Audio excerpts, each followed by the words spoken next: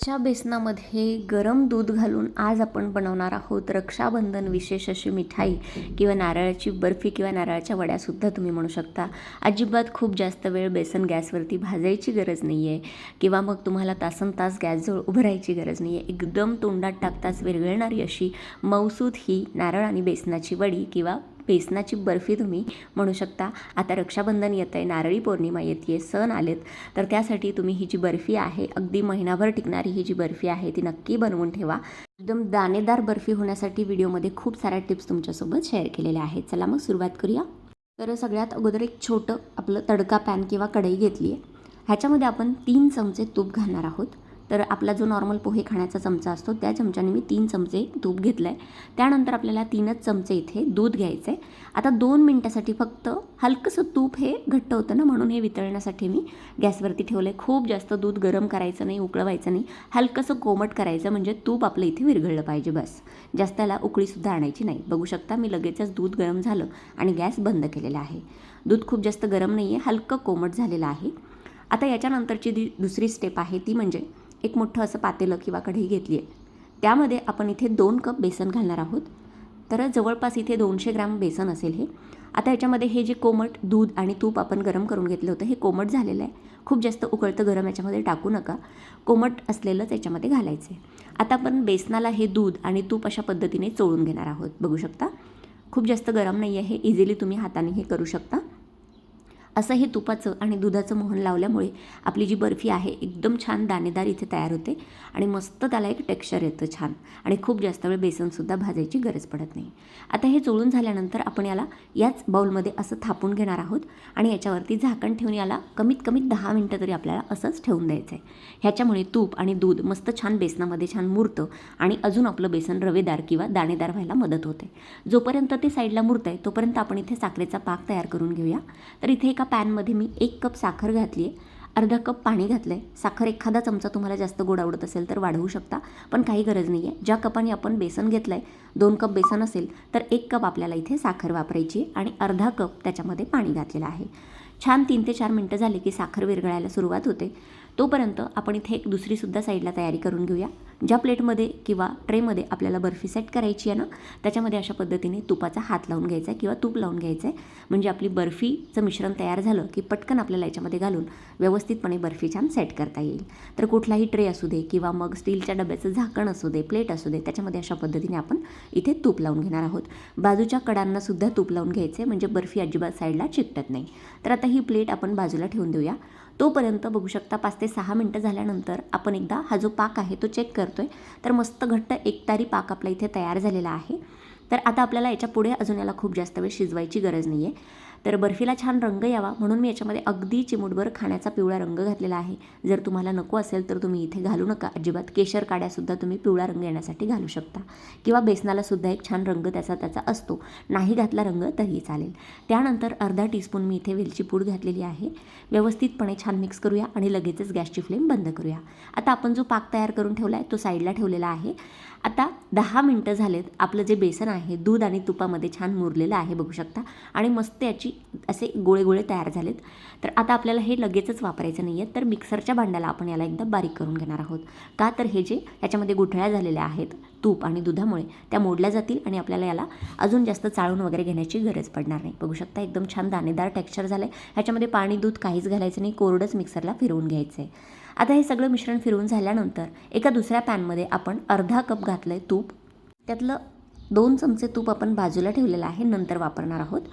तर आता हे जे तूप आहे हलकंसं गरम झालं की लगेचच आपण त्याच्यामध्ये मिक्सरमधून काढलेलं जे बेसन आहे, बेसनाचं मिश्रण आहे, ते आपण याच्यामध्ये घालणार आहोत. जनरली आपण जेव्हा बेसनाची बर्फी करतो ना मंडळी, तेव्हा बेसन खूप जास्त लाल होईस्तोवर किंवा 20 ते 25 मिनटं आपल्याला गॅसवरती किंवा तुपावरती परतून घ्यायला लागतं, तेव्हा ती बर्फी छान मस्त अशी खुसखुशीत टेक्स्चरवाली होते. पण ही जी आजची बेसनाची आणि नारळाची बर्फी आहे ना, याला जास्त वेळ अजिबात नाही, मिनिमम आपल्याला 10 मिनटं हे बेसन अशा पद्धतीने तुपावरती परतून घ्यायचं आहे. तर बघू शकता तुपाला छान इथे फेस यायला लागलेला आहे. हे बेसन जास्त वेळ भाजण्याची गरज पडत नाही. अशा पद्धतीने आपण आता 8 ते 10 मिनटं सलग सतत याला परतवत राहायचे किंवा चमच्याने मिक्स करत राहायचे, कारण हे जे बेसन आहे ते खाली तळायला लागण्याची शक्यता असते, म्हणून आपल्याला याला अजिबात सोडायचं नाही आहे. तर जवळजवळ 7 ते 8 मिनटं 10 मिनटं आपल्याला याला परतून घ्यायचं आहे तुपामध्ये. अशा पद्धतीने तूप थोडंसं रिलीज व्हायला लागतं 10 मिनटं झाली की, आणि मस्त आपलं बेसन जे आहे ते फसफसून यायला सुरुवात होते. तर आता जवळपास 8 मिनटं झालेले आहेत. यानंतर आपण याच्यामध्ये 1 चमचा दूध घालणार आहोत. तर दूध अशा पद्धतीने एकदम नाही घालायचं, 1 ते 1.5 चमचाच घालायचं सुरुवातीला, आणि परत आपल्याला याला 2 ते 3 मिनटं परतून घ्यायचं आहे. म्हणजे सगळं दूध जे आहे ते बेसनामध्ये ॲब्सॉर्ब होतं आणि अजून बेसन आपलं दाणेदार किंवा हलकं व्हायला मदत होते. आता अजून हे 3-4 मिनटं परतून झाल्यानंतर परत एकदा आपण याच्यामध्ये 2 चमचे दूध घालणार आहोत. तर असं आपल्याला 2 ते 3 वेळेस करून 2 ते 3 चमचे दूध याच्यामध्ये घालायचं आहे. म्हणजे आपलं बेसन जे आहे ते छान दाणेदार तयार होतं आणि आपली जी बर्फी आहे ती एकदम छान दाणेदार टेक्स्चरची तयार होते. खूप जास्त छान चवीची ही बर्फी किंवा वड्या तयार होतात मंडळी. एकदा नक्की ट्राय करून बघा. तर आता जवळपास 3 चमचे दूध याच्यामध्ये मी 2 ते 3 वेळेस करून घातलेलं आहे. बेसन आपलं एकदम छान मऊसूत असं परतून तयार आहे. घरभर याचा मस्त तुपाचा सुगंध सुटलेला आहे.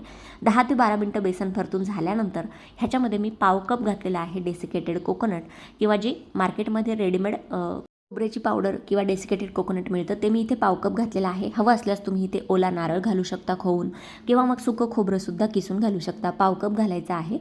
तर आता हे व्यवस्थितपणे अजून आपण 2 मिनटं परतून घेणार आहोत. जास्त वेळ खोबरं इथे परतून घेण्याची गरज नाही आहे. तर खोबरं किंवा डेसिकेटेड कोकोनट घातल्यामुळे मस्त छान चव येते या बर्फीला. आता 2 ते 3 मिनटं खोबरंसुद्धा याच्यामध्ये परतून घेतल्यानंतर आपण जो 1 तारी पाक बाजूला तयार करून ठेवलेला होता आधीच, तो सुद्धा याच्यामध्ये घालून घ्यायचा आहे.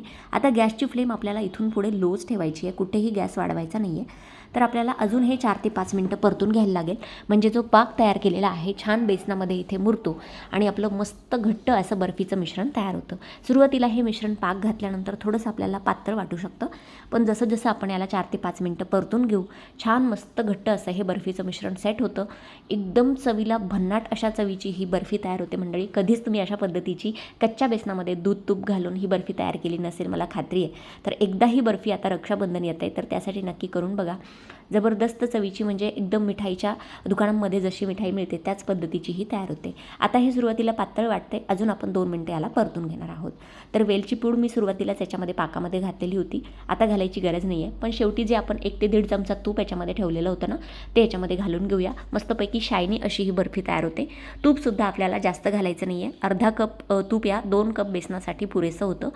आता आपलं जे मिश्रण आहे बघू शकता, मस्तपैकी छान कढई सोडू लागलेलं आहे. आणि जर तुम्ही जवळून नोटीस केलं असेल तर बघू शकता याला छान अशी जाळीसुद्धा पडायला लागलेली आहे. आता एखाद्या प्लेटमध्ये थोडंसं मिश्रण घ्यायचं आणि हाताने छोटीशी गोळी त्याची किंवा लाडू करून बघायचा. लाडू व्यवस्थित हाताला न चिकटता झाला म्हणजे आपलं बर्फीचं मिश्रण इथे तयार झालं आहे. आता हे कढई सोडू लागलेलं आहे, त्यामुळे आपण हे लगेचच सेट करायला घेऊ शकतो. तर बघू शकता असं हे फसफसून येतं, कारण भरपूर प्रमाणात आपण याच्यामध्ये तूप घातलेलं आहे. तर आधी जी आपण तूप लावून प्लेट ठेवलेली होती त्याच्यामध्ये लगेचच मिश्रण ओतून घ्यायचं आहे आणि छान अशा पद्धतीने स्पॅच्युलाने थापून घ्यायचं आहे. तर एकदम सोपी आहे करायला. जवळपास 20 मिनटं याला लागतात बनवायला. 15 ते 20 मिनटात छान आपली ही मस्तपैकी अशी बर्फी तयार होते. यानंतर गार्निशिंगसाठी आपण वरतून चॉप केलेले बदाम घातलेले आहेत, थोडेसे पिस्तेसुद्धा घातलेले आहेत. तुम्हाला जे कुठले ड्रायफ्रूट्स आवडतात ते याच्यावरती घातले तरी चालेल. व्यवस्थितपणे ड्रायफ्रूट्ससुद्धा बर्फीवरती अशा पद्धतीने स्पॅच्युलाने चिकटवून घेतलेत. आता आपण याला जवळपास 1 ते सव्वा तासासाठी असंच ठेवून देणार आहोत. फ्रीजमध्ये ठेवलं तर 15 ते 20 मिनटातच छान बर्फी सेट होते, पण मी बाहेरच ठेवते याला. 1 ते 1.5 तासानंतर आपली जी बर्फी आहे ते मिश्रण बघू शकता छान मस्तपैकी सेट झालेलं आहे. आता आपण चाकूनी किंवा सुरीने याच्या हव्या तशा आकारात वड्या पाडू शकतो. ही बर्फी कट करायला सुद्धा अजिबात अवघड जात नाही. एकदम छान मस्त सॉफ्ट ही बर्फी तयार होते. तर बघू शकता कट करतानाच तुम्हाला कळत असेल किती जास्त मऊ ही झालेली आहे. आता बर्फी आपण इथे चौकोनी शेपमध्ये अशा पद्धतीने कट करून घेतली आहे. हवं तर तुम्ही इथे काजू कतलीच्या आकारामध्ये सुद्धा ही बर्फी कट करून घेऊ शकता. दिसायला सुद्धा अगदी सुंदर झालेली आहे, जशी मार्केटमध्ये मिळते अगदी तशीच झाली आहे. आता बर्फीचा एक तुकडा तुम्हाला इथे तोडून दाखवते. बघू शकता किती जास्त सॉफ्ट आणि तोंडात टाकताच विरघळणारी ही बर्फी झालेली आहे. बघू शकता. तर अशा पद्धतीने एकदा ही बेसन आणि नारळाची बर्फी जी आहे वेगळ्या पद्धतीने, युनिक अशा पद्धतीने तयार केलेली, नक्की एकदा ट्राय करा आणि मला कमेंट सेक्शनमध्ये सांगा की आजची रेसिपी तुम्हाला कशी वाटली. व्हिडिओ जर तुम्हाला मनापासून आवडला असेल ना मंडळी, तर प्लीज व्हिडिओला जास्तीत जास्त लाईक करा, शेअर करा आणि आपल्या चविष्ट महाराष्ट्र या मराठी यूट्यूब चॅनलला असेच नवनवीन व्हिडिओज बघण्यासाठी सबस्क्राईब करायला सुद्धा विसरू नका. चला भेटूया अशाच एखाद्या नवीन व्हिडिओसोबत किंवा एखाद्या हटके रेसिपीसोबत. तोपर्यंत धन्यवाद. Thanks for watching. Take care. Bye bye.